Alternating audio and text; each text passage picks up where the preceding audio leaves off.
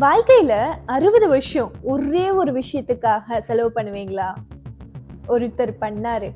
அது தனக்காக கிடையாது. தன் குடும்பத்துக்காகவும் கிடையாது. உங்களுக்காகன்னு சொன்னா நம்ப முடியுதா? ஆமா, நமக்காக தான். அங்கீகாரம் இல்ல, வருமானம் இல்ல, ஆனாலும் பண்ணாரு. யார் அந்த நபர்? வெல்கம் டு த தெரியாத முகங்கள் சீரீஸ் எபிசோட் 1. நீ நிஜமா தான் சொல்றியா? நமக்காகவா? யாருப்பா அது? சரி, நான் உன்கிட்ட ஒண்ணு கேக்குறேன். நீ ஸ்கூல்ல படிக்கும்போது பாரதியார் கவிதைகளை படிச்சிருக்கியா? படிச்சிருக்கேனே. அச்சமில்லை அச்சமில்லை, எங்கள் நாடு, கண்ணனின் தோழன், இதெல்லாம் படிச்சிருக்கேன். ஆமா, அந்த கவிதைகளை படிக்கும்போது உனக்கு என்ன தோணும்? எனக்கா, தமிழ் மேலேயும் பாரதி மேலேயும் ஒரு பற்று வந்துச்சு. ஒருவேளை அந்த கவிதைகள் இல்லைன்னா அப்ப எனக்கு மகாகவி பாரதியார் பத்தி தெரியாம இருந்திருக்கலாம். மேபி. மகாகவி பாரதியாரோட கவிதைகளை நமக்கு அறிமுகப்படுத்தினது யாருன்னு தெரியுமா? தெரியாதே. அவர் பெயர் தான் சீனி விஸ்வநாதன். யார் அவரு? அவரை பத்தி நான் கேள்விப்பட்டதே இல்லையே.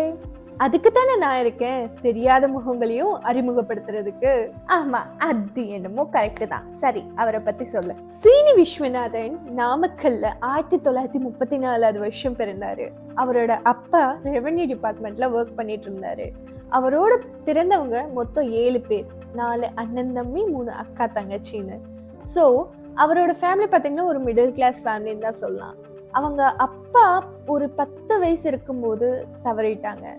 அப்ப அவங்க திருச்சியில இருந்த அவங்க அத்தை, அதாவது மாமி வந்து அவங்கள அழைச்சிட்டு போய் திருச்சிராப்பள்ளி உருமு தனலட்சுமி பள்ளியில படிக்க வச்சாங்க. சரி சரி, அவருக்கும் மகாகவி பாரதியாருக்கும் என்ன சம்பந்தம்?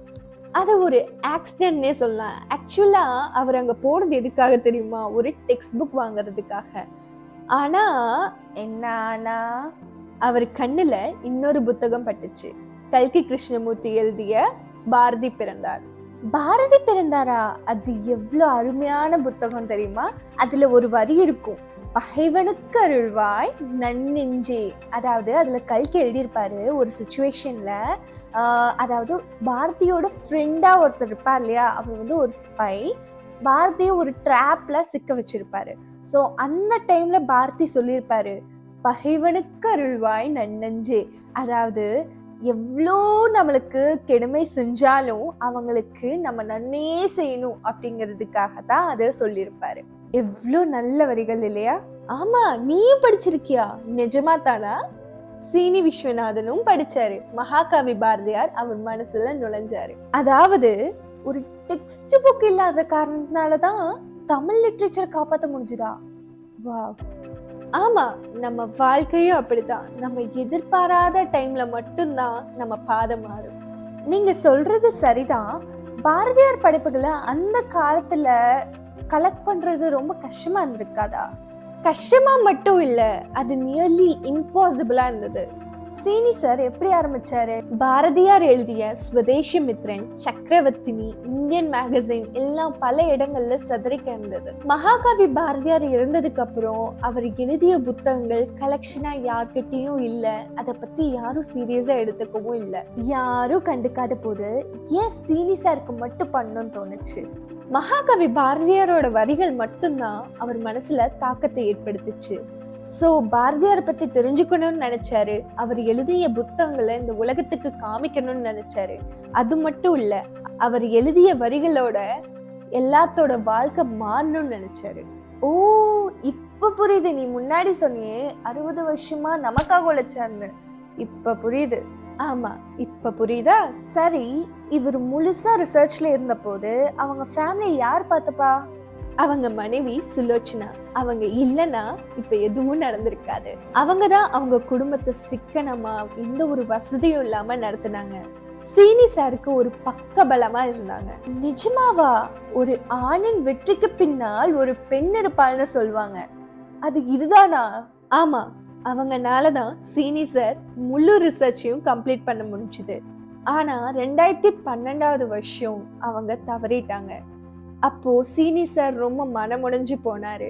அப்பதான் அவர் மகன் பாலாஜி, அப்பா நான் இருக்கேன்னு சொன்னாரு. ஒரு மிஷன் 2 தலைமுறைகளை தொடர்ந்தது. ஒரு குடும்பமே ஒரு கவிஞரோட லெகசிக்காக போராடுறதுன்னு ஒரு சாத்தியமில்லாத ஒரு விஷயம் இந்த உலகத்துல. பா, நினைக்கிறதுக்கே ரொம்ப பெருமையா இருக்கு. சரி, இவர் ரிசர்ச் பண்ணும்போது இவர் ஃபேஸ் பண்ண ஸ்ட்ரகிள்ஸ் என்ன? சீனி சார் பல ஊருக்கு போய் ரிசர்ச் பண்றதுக்காக நூலகத்துக்கு போய் நிறைய பாரதியாரோட படைப்புகள் ஏதாவது இருக்கா அப்படிங்கறத ஃபர்ஸ்ட் தொலாவ ஆரம்பிச்சாரு. அப்புறம் பாரதியாரை நேர்ல சந்திச்சு அவங்களோட கொஞ்சம் பேசி பாரதியார் பத்திய விஷயங்கள் எல்லாத்தையும் கலெக்ட் பண்ண ஆரம்பிச்சாரு.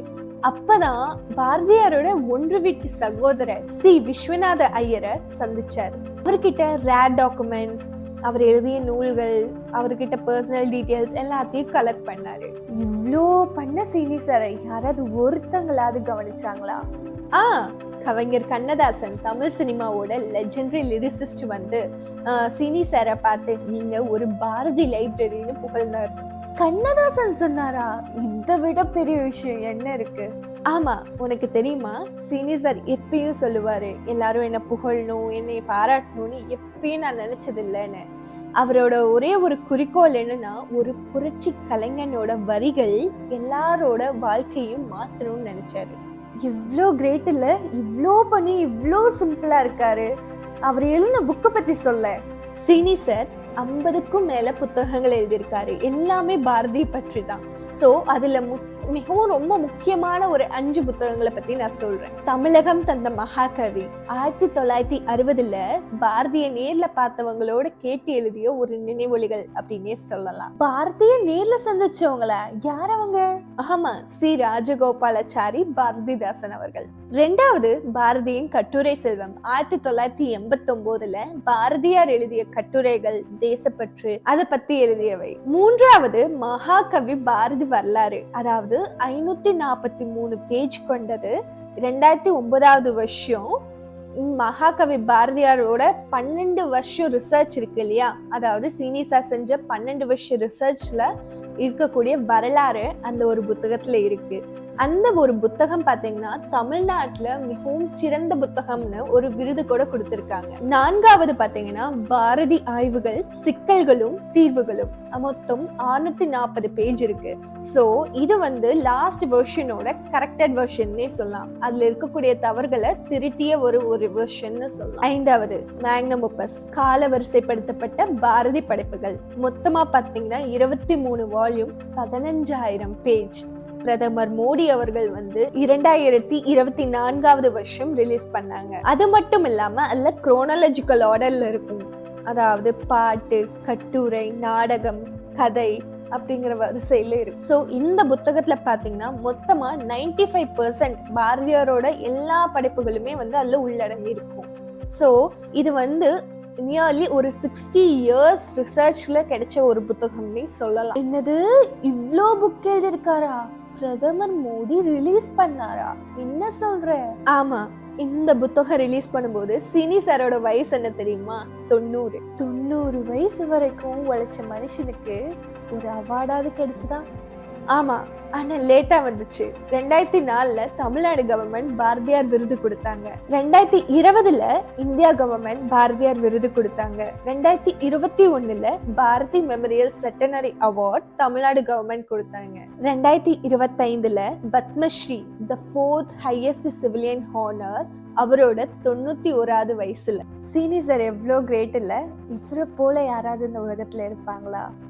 சரி, அவருக்கு பாரதியார் கிட்ட இன்ஸ்பயர் ஆன ஒரு லைன்ஸ் இருக்கும் இல்லையா, பாரதியார் எழுதிய லைன்ஸ், அதை பத்தி சொல்ல.